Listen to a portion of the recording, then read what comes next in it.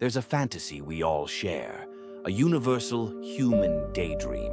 It's not about flying or invisibility or superhuman strength.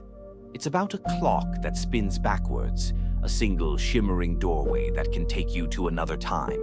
We've seen it on screens 1,000 times. The clunky machine in a garage, the polished, sleek pod, the iconic car, its tires leaving fiery streaks on asphalt. We tell ourselves that if only we had one, we could fix our mistakes. We could stand on the balcony of a moment we cherish just to feel the sun on our skin one last time. We could see the faces of those we've lost, hear their voices just one more time. It's a beautiful thought. But what if the greatest time machine ever conceived isn't a machine at all? What if it's already running? What if it's running inside you right now as you listen? What if the most profound journey you can take through time is the one you embark on every single day, inside the vast, dark, and endless universe of your own mind? Let's start with the past. We think of memory as a vault, a perfectly preserved chamber filled with dusty photographs and old letters. We believe that when we remember, we are simply reaching in and retrieving a file, pulling out an exact replica of a moment that once was. But that's a beautiful lie. Memory isn't a vault, it's a canvas. And every time you reach back, you're not just retrieving a file, you're repainting it. You're touching up the colors, blurring the edges, and sometimes you're adding details that were never there at all. Our minds are not archivists, they are storytellers, they are editors. They take the raw, chaotic footage of our lives and cut it into a coherent narrative. The psychological term for this is reconsolidation. It's a process where every time we access a memory, we make it vulnerable, a little bit pliable. We have the power to change it ever so slightly. Think of it this way. You are the director of your own life's film, and you've got a bad habit of changing the script every time you watch it. That's why nostalgia is so powerful and so deceptive. It's not just a memory, it's a feeling. It's a sweet ache for a past that, in that moment, feels more real and more perfect than the present. It's your mind, your personal time machine, flying back to a moment and bathing it in a soft, golden light. It's a safe space, a little hotel room you can always check into when the present gets too loud. But here is the gentle philosophical punchline. The past you are visiting may not actually be the past. It's your past. It's a curated collection of moments shaped by the person you are now, not the person you were then. Maybe that's why some memories feel like a beautiful prison. We get so lost in the perfect, shimmering nostalgia of a moment that we forget the messy, complex reality it came from. We visit a first kiss and forget the awkward conversation that followed. We return to a family vacation and forget the simmering tensions that lay beneath the surface. Our memory machine doesn't just let us travel backward, it lets us edit the history we carry within us. And so we must ask ourselves, is our past a source of wisdom, or an elaborate story we tell ourselves to feel better about who we are right now? If the first time machine takes us backward, the second one takes us forward, and this one is running constantly. It's the engine of all your to-do lists, your 5-year plans, your anxious imaginings. This is the part of your mind that lives in the future. Psychologists call this future-oriented thinking. It's our brain's most powerful tool for survival. It allows us to anticipate, plan, and build. It's the reason we plant seeds we know we will not eat. It's the reason we learn skills for a job we don't have yet. It's the very foundation of civilization. But in our modern world, this engine is in overdrive. Think about how much of your day is spent not in the present, but in the future. We are constantly in a state of anticipation. We plan our weekends on Monday. We write lists for tomorrow. We obsess over what someone will say or think next week. Our phones, with their endless calendars and reminder notifications, are not just tools.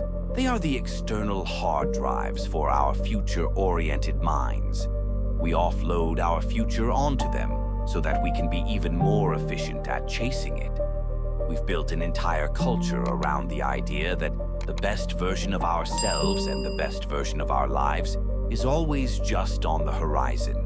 And here lies the subtle emotional trap. We are so good at thinking about the future that we have become perpetually dissatisfied with the present.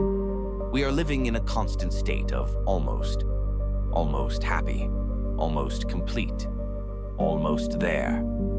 The philosopher Alan Watts once said, "The future is a concept. It doesn't exist. There is no such thing as tomorrow. There never will be because time is always now." This isn't just a clever saying. It's a profound psychological truth. The future we are racing toward, the one we are planning for, the one we are anxious about, will never arrive as a future. When it gets here, it will be the present, and we will be busy planning for the next future, pulling ourselves through time like a rope, never once standing still.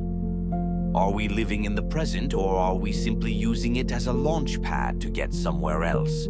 Are we truly living, or are we in a state of constant deferral? The promise of the future is the most seductive narcotic ever invented.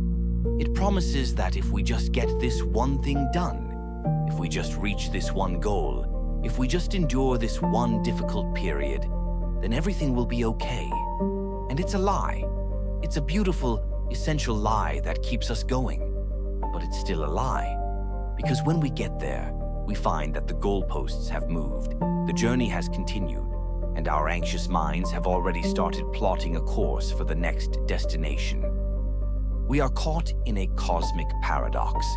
We have this extraordinary ability to travel through time, to visit the past and the future, but it seems we have lost our ability to stay home. And so we arrive at the great, elusive mystery, the present. We live on the knife's edge of time, a single, flickering moment that our mind can't seem to hold on to. We are either pulled backward by the gravity of our memories, or flung forward by the momentum of our anxieties and plans. The now is the only place that's actually real, and it's the one place we seem to have the most trouble living. Why is it so hard to just be here? It's a question that has occupied philosophers and mystics for millennia. Why is the present moment so fragile? Why does our mind resist it? Perhaps it's a form of self-preservation. To truly be in the present is to face it completely, to feel the discomfort, to acknowledge the unfinished tasks, to sit with the difficult emotions that we've been running from. It requires courage. It requires us to drop the familiar stories of the past and the seductive promises of the future. It requires us to simply exist, unedited, and in a world of constant motion, of constant distraction, of constant noise, that is terrifying. The present moment is the only one you truly have. It's the only place where change is possible. It's the only place where a hand can be held, where a breath can be felt, where a story can be written. This isn't an invitation to stop time traveling. It's an invitation to become a conscious time traveler, to know when you are in the past, to feel the bittersweet ache of a memory and know that it is a beautiful ghost, not a living reality.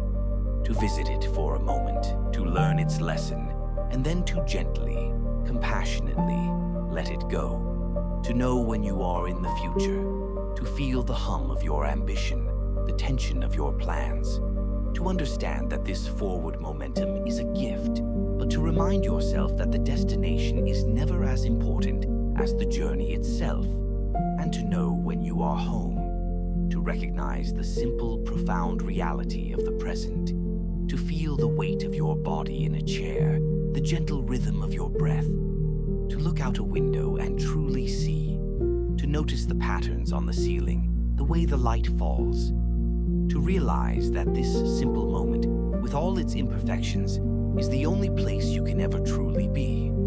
The fantasy of time travel is not about a machine that lets you escape.